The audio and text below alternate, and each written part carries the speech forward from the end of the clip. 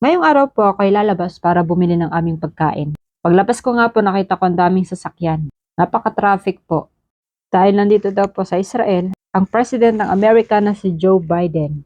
Ngayong araw nga po pala ako'y maghahanap ng patola kasi gusto kong kumain ng patola na may miswa. Tingin-tingin po ako dito kaso wala akong makita. Tinanong ko na yung may-ari pero wala daw silang patola. Kaya naghanap ako sa ibang store pero wala pa rin akong makita. Kaya sabi ko, iba na lang bibilhin ko. Nakakita ako ng tuyo, kaya kumuha na rin ako ng isa. Nakapamili na ako, ito na yung mga pinamili ko. Pauwi na ako, nagmamadali kasi baka may racket. Pumasok na nga ako sa flat namin, yan, nag-selfie-selfie muna bago umakyat. Ito yung mga pinamili ko, luya, bawang, sibuyas, kamatis at sili. Pati pechay, sinama ko na rin. Nakalimutan ko ngayong gabi, masarap sa sinigang yon. Yan yung binili ko, isang pirasong bangus. Bumili rin ako ng cheese whiz at ligo. Yan, hinanda ko na nga po. Hinugasan at para hihiwa-hiwain ko na lang. Nilinis ko rin yung bangus. Inabot ata ako ng 1 oras dyan kasi frozen pa. Ang sarap lang sa pakiramdam na maluluto mo na yung mga gusto mong lutuin. Maisasahog mo na kung anong gusto mong isahog. Kasi sa alaga ko, sibuyas lang ang pwede. Hindi pwedeng bawang at luya kasi maamoy. Ayaw nila ng ganong amoy. Ang hearty. So nilagay ko na nga po yung mga ricado dyan sa kumukulong tubig para lumasa siya dun sa tubig. Kaso naparami yata yung tubig ko kaya high tide. Kaya dinagdagan ko na lang ulit ng mga ricado. Ay, ang sarap lang talaga sa pakiramdam. Makakakain na ako ng masarap na pagkain. Yan, kumukulo na nga po. At nilagay ko na ang pechay. Syempre, ready to eat na. Tara po, kain po tayo.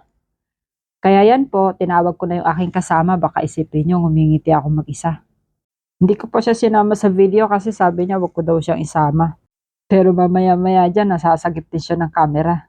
Siya nga po pala yung isa sa mga nakaligtas laban sa mga Hamas na pumasok dun sa area nila. Siya po kasi ay malapit sa border ng Gaza. Puting araw po, hindi sila napasok ng mga Hamas kasi may security na. Kaya lahat po ng mga survivor, dinala ng government ng Israel doon sa mga hotel.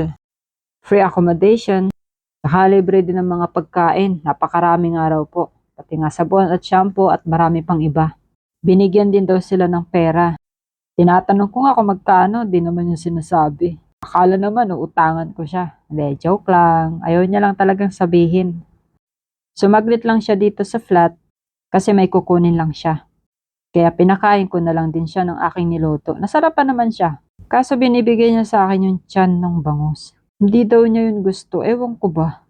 Samantalang ako, favorite ko kaya yun. Kung mayroon nga lang nabibiling puro tiyan ng bangus, yun na lang binili ko. Yan, nagkukwentuhan lang kami habang kumakain. Ini-interview ko siya sa mga nangyari sa kanya doon sa kanyang place at sa kanyang work. Masaya ako dyan habang kumakain.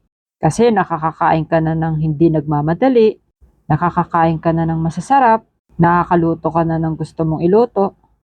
Kaya sana bumilis na yung panahon para makauwi na ako ng Pilipinas. Iba pa rin talaga yung pakiramdam kapag nasa sarili kang bayan. Ang gulo pa naman dito ngayon. Gusto ko na nga sanang umuwi. Kaso inintay ko pa nga yung benefits ko. Sayang din kasi yon. Pinaghirapan ko pa naman kay Bananot yun. Madalas nga po pala ako mag-isa dito sa flat. Kasi ang kasama ko, aalis din yan mamaya-maya.